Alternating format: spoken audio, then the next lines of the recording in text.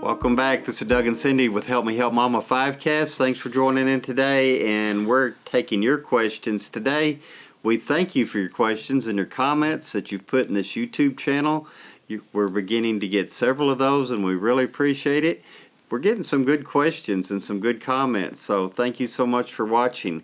And we've got one today from Estella that says, Estella and her husband are caregivers for her aging parents, and her question is, how do you get your siblings to understand what it's like to be in our shoes, our caregiver shoes?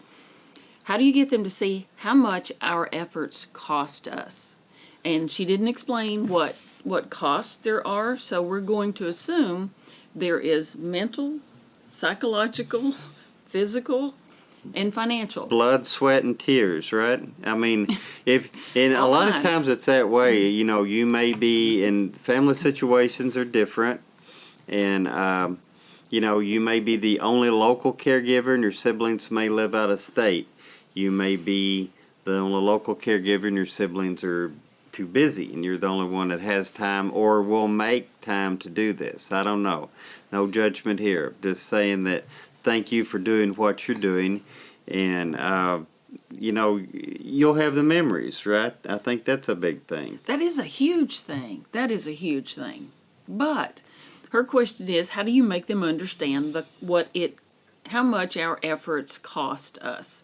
So I think a good way to do that is to have a family meeting and discuss everything that you do as a caregiver. I would do this because you can show them how much time you spend caregiving, how many different tasks that you do, because you're usually documenting these tasks anyway, how much money you're spending, because a lot of times you end up spending your own money on mom because you don't want to go make an extra trip back to the house to get her checkbook. You're at the grocery store already, so you just get enough for her too.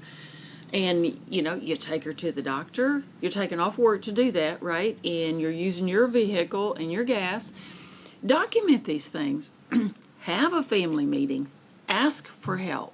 It doesn't hurt to ask. You know, in our upcoming Mom-Centered Family Meeting book, and by the time you see this, it may already be out, and we'll certainly post it here when it is. But we talk about this, about having a mom-centered family meeting where mom's at the center or the focus of the meeting, where the purpose is to bring the siblings together and to get them all to participate in gathering information before the meeting, participate in the meeting themselves, and in the implementation of what you decided after the meeting.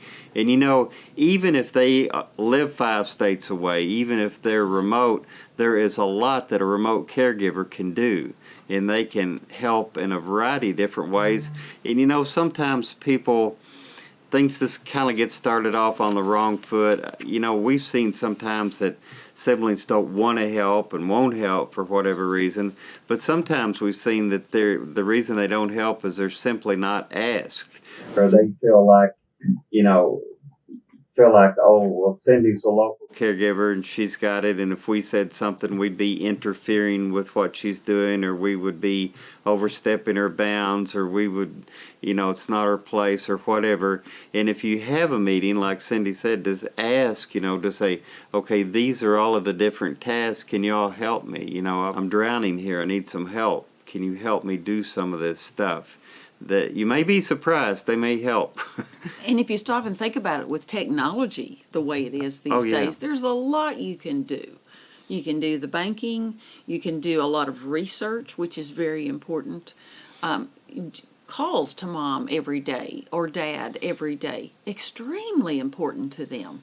So, and scheduling the different vendors that are coming in, like the non-medical caregivers. This is a big deal to have 2 or 3 lined up, and all of this can be done by phone. Medical equipment suppliers, a lot of times something as mundane as grocery delivery or something like that, pharmaceuticals, the delivery.